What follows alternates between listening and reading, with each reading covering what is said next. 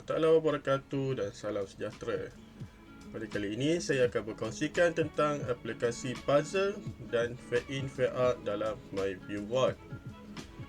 Pada kali ini saya akan berkongsikan unit 5 Bangkit Berjuang Penjajah Ditentang. Ini adalah mata pelajaran sejarah bagi tahun 5. Sebelum pergi kepada tutorial, kita akan lihat dulu macam mana page atau canvas ini berfungsi.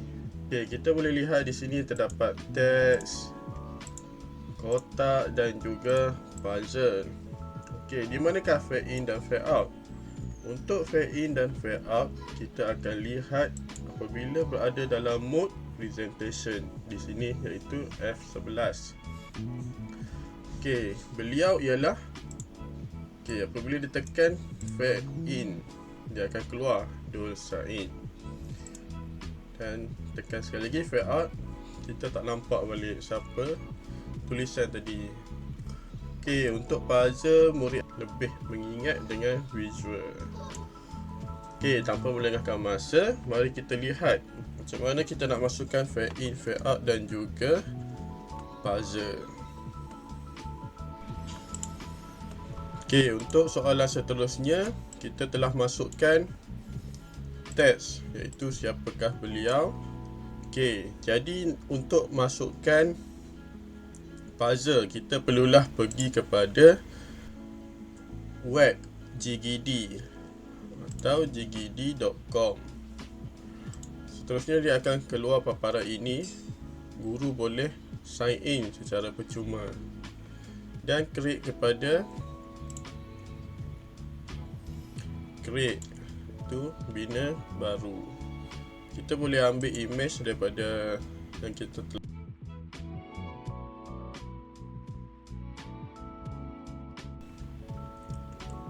Okey, pada paparan ini guru boleh pilih sama ada nak pakai 9, 16, 25, 36, 49 ataupun 64. Jadi untuk murid-murid sekolah rendah, sesuai dipakai dan kesuntukan masa dalam waktu PDP, kita pakai 9 saja. Seterusnya klik create, solve puzzle,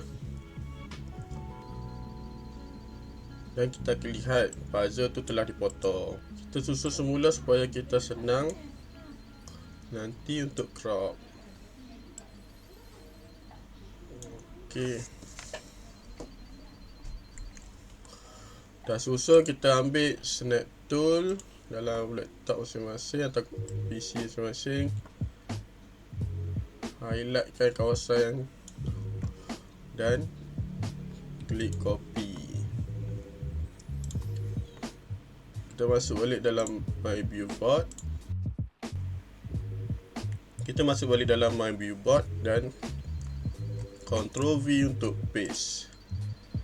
Sesuaikan saiz, dan kita telah simpan ruang di bahagian kanan ni. Okey, langkah pertama dah masukkan ni, kita perlulah buang dia punya background. Remove color. Kita removekan color yang berwarna kelabu ni. Okey, selesai, tekan done.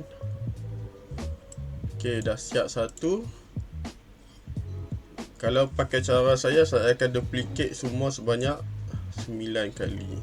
Ctrl D, Ctrl D, Ctrl D, Ctrl D.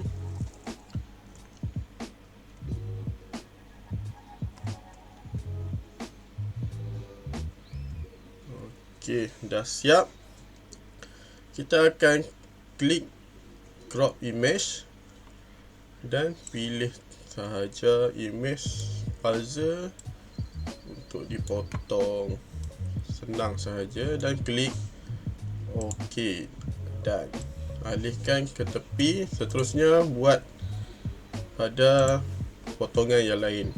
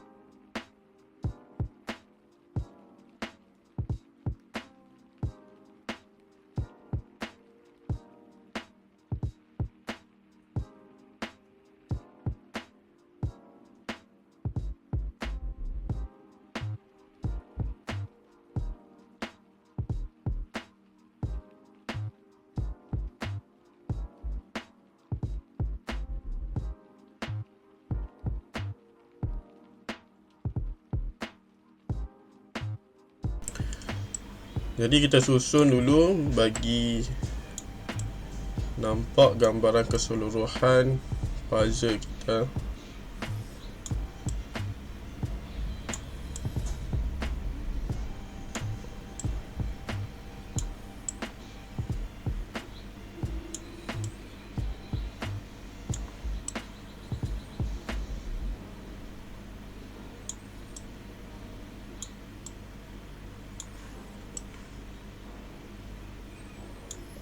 Okey, untuk sesuaikan dengan ruangan yang kita simpan tadi, guru boleh select semua dengan control kat tepi dan drag sahaja nak panah. Sesuaikan saiz.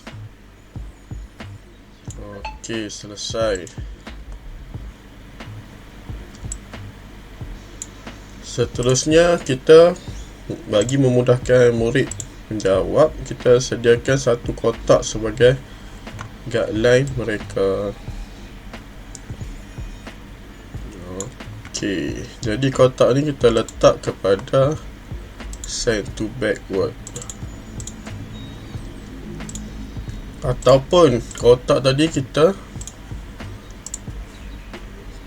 terus lock supaya tidak bergerak. Okey, selesai untuk puzzle. Seterusnya kita masukkan teks. Tulis teks ini, beliau ialah rentak, dan kita akan sorokkan jawapan dengan menggunakan kotak. Okey, untuk kotak sesuaikan dengan warna latar belakang dan juga bingkai warna latar belakang. Okey, kita akan onkan fade in dan juga fade out.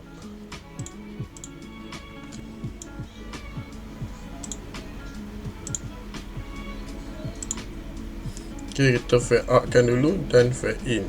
Swap order. Okey, kita akan cuba. Ya, berhasil. Apabila diklik akan hilang dan muncul kembali apabila diklik kembali. Okey, sekian saja daripada saya. Sekian, terima kasih. Semoga rakan-rakan guru dapat memanfaatkan ilmu yang dikongsikan ini. Assalamualaikum warahmatullahi wabarakatuh dan jumpa lagi.